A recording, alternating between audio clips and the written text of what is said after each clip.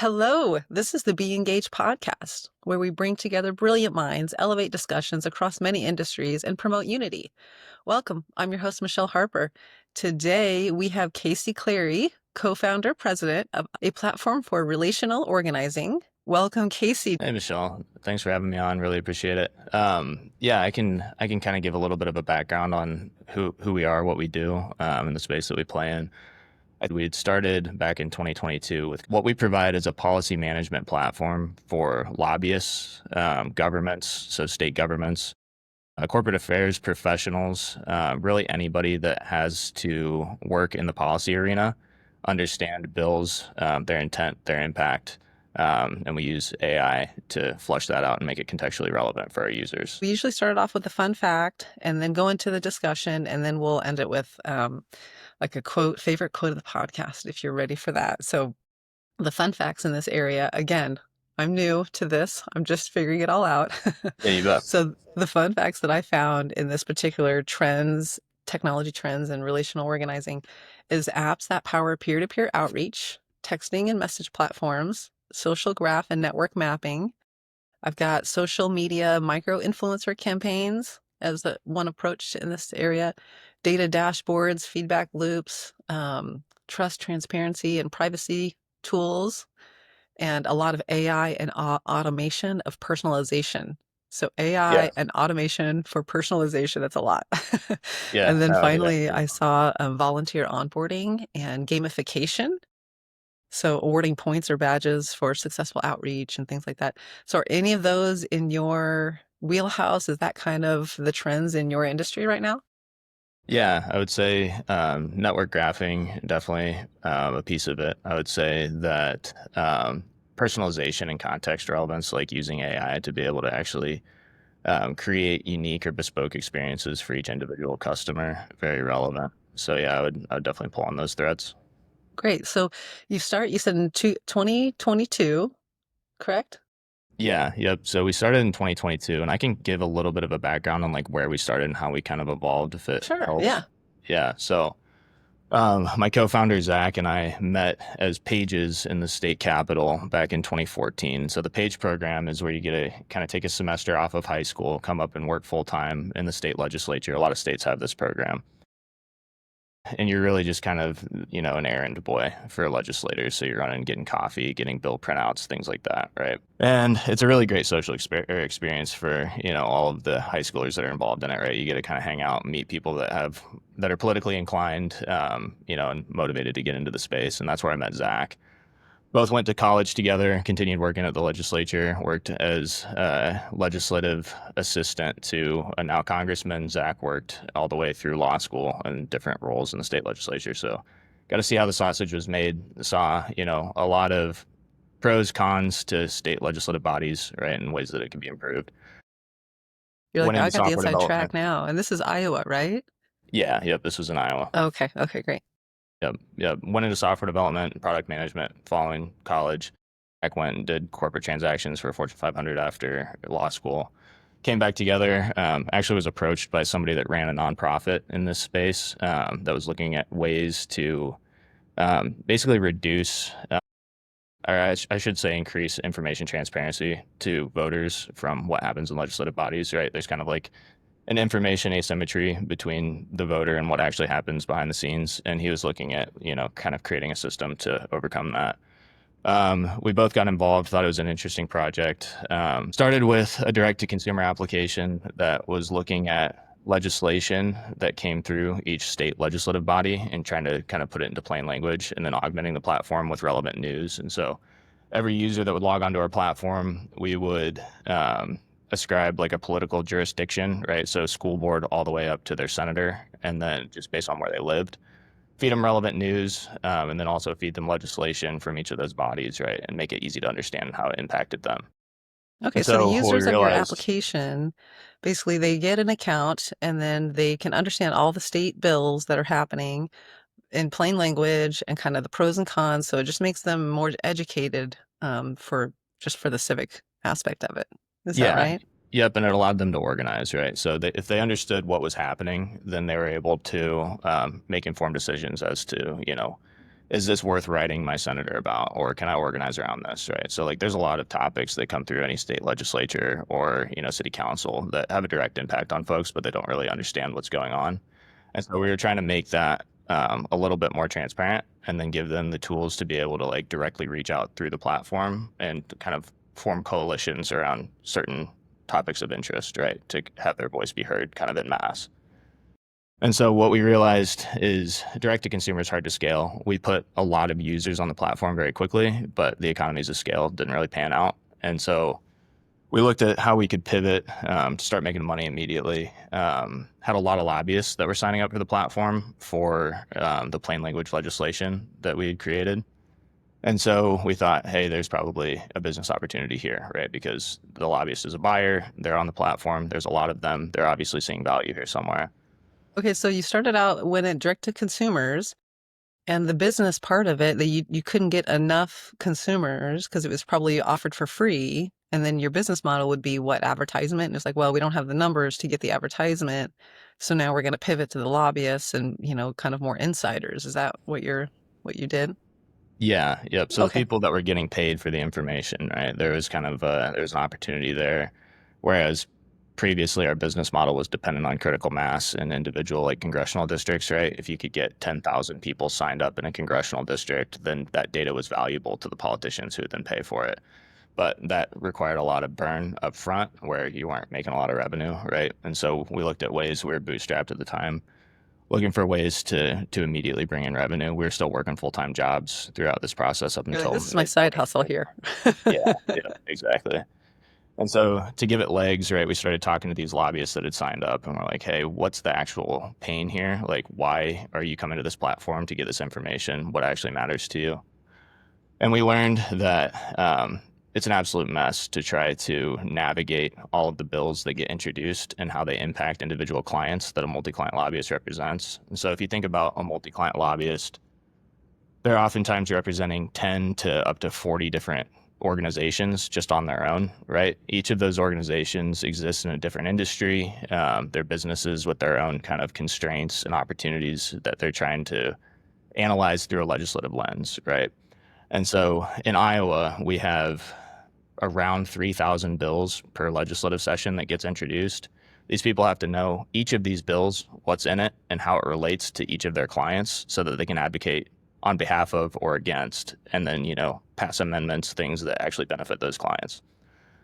And so what we did is we kind of repurposed a lot of the existing technology that we had. This was last year, was our pilot year where we launched in our first legislature. Used the technology that we had basically to serve the lobbyist to say, hey, these are your clients that you have, right? Share their information with us. And then we're going to go through and comb through all of the state legislation that gets introduced and tell you exactly how it relates to each of your clients or your interests and why, right? So these are the statutes that impact them. This is what you should do to take action on this, right? Basically shepherd them through the process of legislative discovery, tracking, research, analysis, reporting, and reduce the time that they spend on undifferentiated tasks so that they can actually focus on influencing the legislation. Yeah, well, with your app doing all that work, why don't you go straight to the Congress people and their staff, and then the lobbyists don't? Because if you're giving the lobbyists all the information, then it kind of cuts them out a little bit. That's Yeah. probably controversial because that's your clients. Again, I don't know about this world, so I could be saying the wrong stuff. No, you bet. And that, I mean, you're spot on. So we went directly to the lobbyists because, they kind of have the buying authority, right? Like they get paid to do this job. And so they're looking for any software as a service that can make that easier for them, right? Yeah, So that's kind of our starting spot. advantage that gives them an advantage, basically. Yeah. Yeah, yep, exactly. And so what they realized and like kind of how we reached scale fairly quickly was that once one had it, then the other saw it as a threat, right? If they didn't have it as Yeah. well. And then that Competition. That's really a yeah, good motivator. exactly. And they're all spending all of their time in the same spot all day, right? Which is the state capitol. And so word of mouth, it spreads fairly quickly. Once the lobbyists get it, right, trade associations that they work with start to want it. And then also like NGOs or others that are kind of privy to that same information start to want it. And then we actually had government buyers start to emerge that we never, like when we'd set out, we figured there was no path directly to government sales because we had built this solution for the private market. But then we had government buyers start to come to us, of which there were also state representatives, state agencies, the governor's office, the House of Representatives, the Senate. And Yeah. so, it kind of permeated this culture of lawmaking, right? Just kind of across the entire value chain. Yeah. And so, yeah, that's where we're really focused now is just like a very connected, transparent network of policy and its impacts across the entire lawmaking value chain. Interesting. So, okay, the back end, because I'm a technologist, I'm in computer science as well.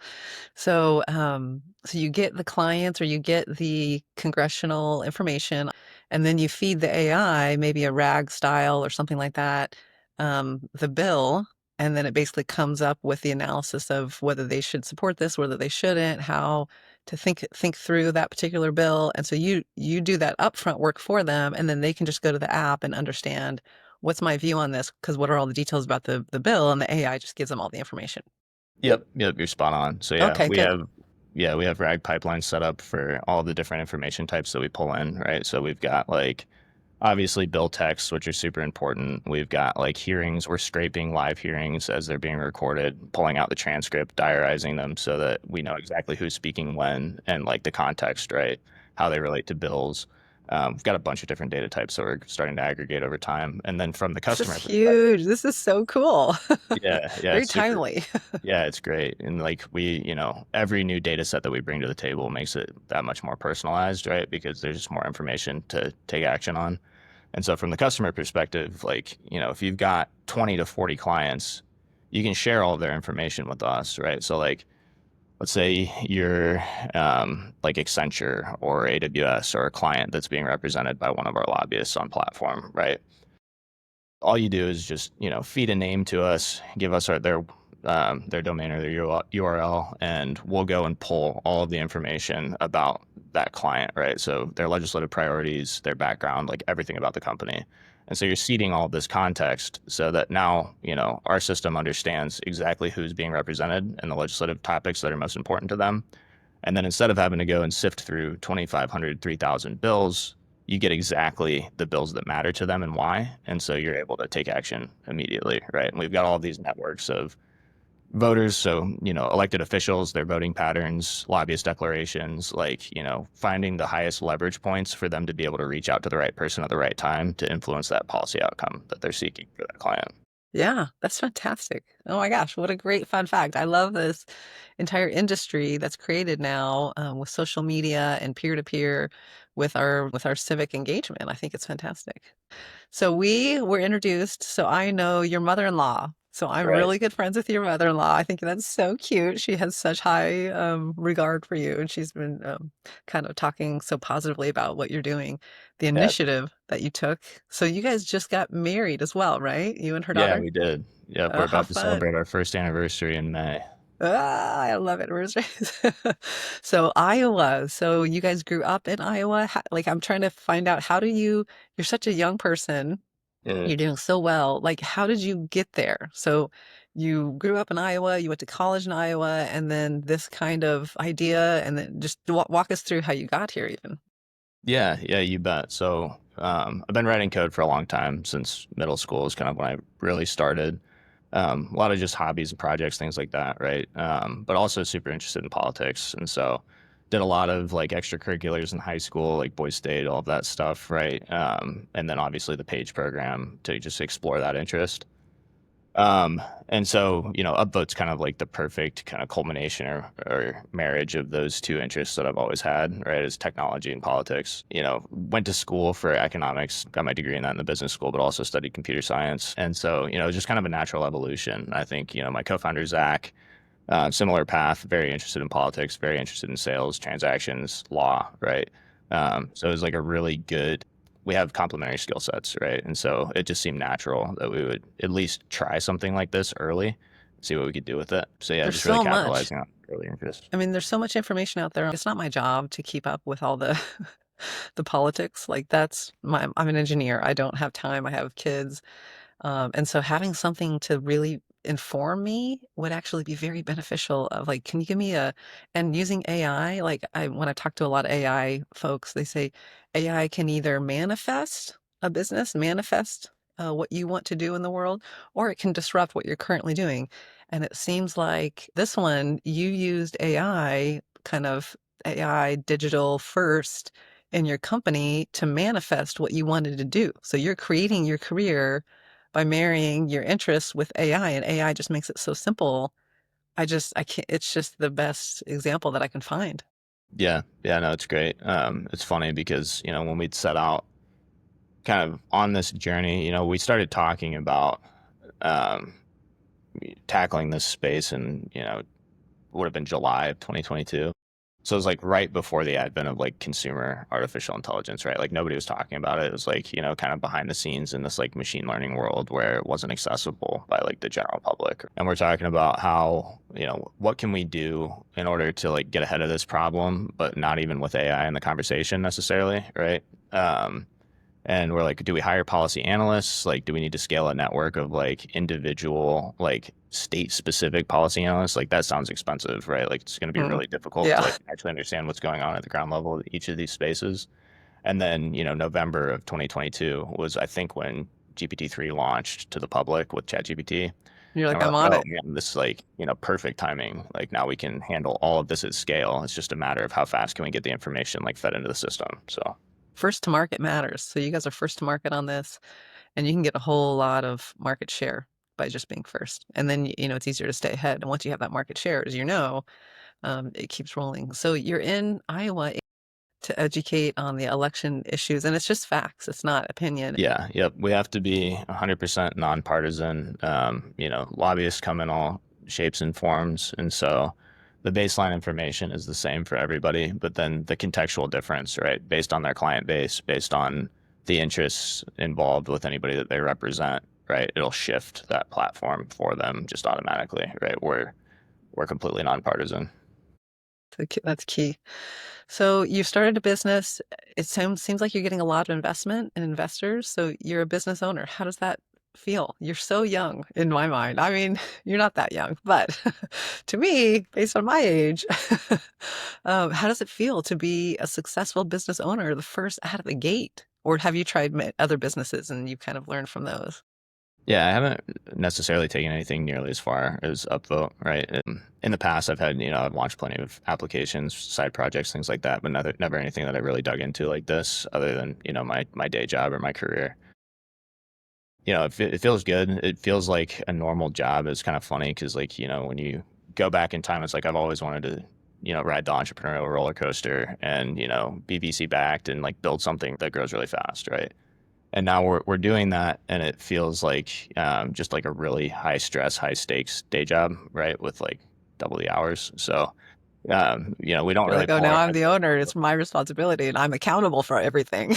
yeah, yep, yep. So is if we ever take the time to smell the roses, it's nice. We can kind of look back on how things have evolved and the long journey ahead. But at the end of the day, we're just kind of buried in it every minute, so we don't Yeah. take a lot of time to think about it. And your first year of marriage. I mean, this is you're working hard. So all 50 states, then are you looking to go federal or just stay with the states because it's tailor-made for that? Yeah, we do have a congressional offering on the platform right now, and that's for, if we're focused on state lobby, a lot of times they'll have like a federal counterpart. So like if it's a lobby shop of 10 lobbyists, one will be dedicated to federal issues a lot of the time. Just depends, right, on who their client base is. So we did stand up Congress pretty quickly. Still a lot of improvements to be made there. It's a little bit of an afterthought for us right now. But eventually we see ourselves really focusing on the congressional level. I think we're just trying to come to it from a position of strength after having picked up the context of all 50 states first. Yeah, you now with all the information. I mean, data is important, and you don't have to worry about the IP of the data even because it's public and it's election based. And because I was thinking, how do you get everybody's information? But it's open to the public because it's in this industry. Yeah, yeah, that's the beauty of it too, right? Is like if you want to go looking for it, you can find it and you have the right to use it. The bad thing, I guess it's bad, but it's also good for us is a lot of it's really hard to find, right? Like when you really start to peel back the layers on all of the different data sets that you can have to augment the platform, right? They're just in these disparate databases or like, web pages that haven't been updated since the late 90s that you have to go scrape. And so if you can put all that together, you can really start to like bring a comprehensive view as to what's going on in each independent legislature. I do want another way to get information that is nonpartisan, that I can just read and understand what is really going on. And again, because it's not my day job, that's not what I'm here spending my whole time on. So as you've grown, how many people are in the company now? Is it still just you and your co-founder? Yeah, so co-founder and I, first two, like, full-time hires. We both started full-time back in October. We've got a full-time engineer. We've got a couple 48-hour-a-week contractors that have worked with us for a year to 2 years. And then we've got sales folks. So we've got two sales folks now. Um, and we're looking to hire a designer, two more engineers, and another salesperson within the next month to 2 months. Wow. Where do you post your positions so that the audience can go look? Yeah, right now it's mostly network based, and so that's how we've made all of the hires that we've gotten so far. I've worked in this field for 6 years now, and so there's a lot of folks that I could bring along with me, or that know folks that have a good reputation in the space. So that's where we're starting. We may open up positions like publicly over the next month, depending on how this like initial round of interviews go. At which point we'll just probably post them on LinkedIn under our company upvote. Yeah, character hire is definitely the most important part. We've got an advisor that had scaled a startup here in Des Moines. He had exited about a year ago, and we spent a lot of time with him. We were asking him questions yesterday about hiring, right? And he's like, throw the technical interview out the window, because you'll be able to tell if they've been there and done those things. But he gave us a framework. I can't remember the name of it, for hiring based on character, that looked really solid. So I'm hoping we can lean into that for this hiring round. Yeah, I love that. Okay, so you are in a high stress, you've got your own business, you're working every day, you have so much on your shoulders. What do you do for fun? What do you do to relax and release and just hang out with your new wife? Yeah. Yeah.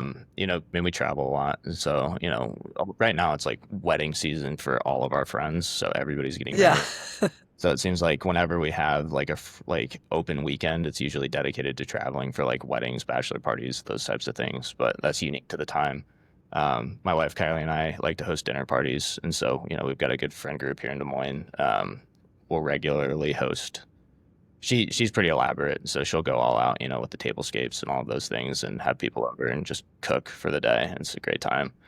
But Good. try to get out She's an and golf event as much. coordinator too, right? Yeah, she is. Yep, she's got her event business and she does great with that. And so she'll repurpose a lot of her supplies for that to host these dinner parties that we have at our house, right? And so that's what we both really enjoy. I love it. That's what we do here. My husband and I, as we came to town and started our family, we are known as the hosters of parties. Yeah, no, that's And it's great. really fun. Yeah, we need more people like that because everybody enjoys it. So Yeah, you bring people together. I enjoy bringing people together. So when are you going to come visit California? When are you going to come visit your in-laws? yeah, as often as they'll have us, I love Orange County. So are you down there as well? Yeah, we're in the same town and our kids all go to school together. And Um, she was on my second episode actually of the podcast, and the funniest thing was as our kids were young and we go to the same places and we pick up, and we're both pretty similar intensity of um, just our personalities, if you will, and kind of how we walk up, and people always get us confused. Tish and I, they constantly don't, and they'll give me her son, and I'm like, oh no no no, I'm Michelle, and I've been to these places for years, and for some reason they still confuse us, and I'm like, I don't know, I don't understand why we're always confused. But as soon as they moved here, we met them down at the beach, and then we've been friends ever since. So they're a Yeah, really great family. I love it. that's cool. Well, y'all are in a great spot. Yeah, when we went down to visit last time, we went down to that beach and it was beautiful. Perfect. Okay, well, thank you so much. This has been fantastic. All right, quote of the podcast. What was your favorite quote of the podcast? Anything interesting that we talked about that you want to close it up on? I think my favorite quote of the podcast was, I didn't realize that you were in all 50 states. Is that recent?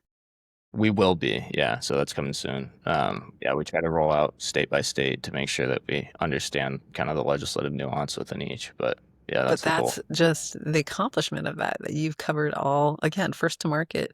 You're going to have all that data and to build on. Like, that's the best. To me, that was the best quote of the podcast that I learned. Yeah. I think when you had kind of outlined some of the trends in the space at the beginning, you'd focused on, contextual relevance or kind of a personalized experience leveraging artificial intelligence, right? And like, I think that's really important. That's the key piece, right? That's the moat. So like anybody can use artificial intelligence to, synthesize data, but like, can you use it appropriately to provide laser focused context for each individual user, right? Like that's where we're focused and that's why we're able to provide value. And so I think that's like the biggest takeaway that we've had is, can you use that to personalize each individual touch with the product?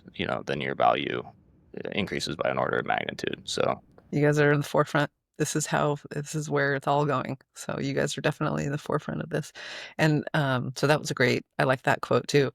And then as you contextualize it for each person, the real key to me is it's nonpartisan and it's open and it's facts. So I love that because I'm getting really tired of having to research 4 or 5 different sources for one piece of information because I don't know what's really true anymore. right. So that'll help Yeah. out a lot. Yeah, you bet. Okay, well, thank you so much, Kasey, for joining. It's GoUpvote, GoUpvote.com. Okay, perfect. All right. Well, thanks again, Kasey. Yeah, Thanks thanks, for Michelle. joining and have a great rest of Thanks the for having day. me on. Yeah, you too. Bye.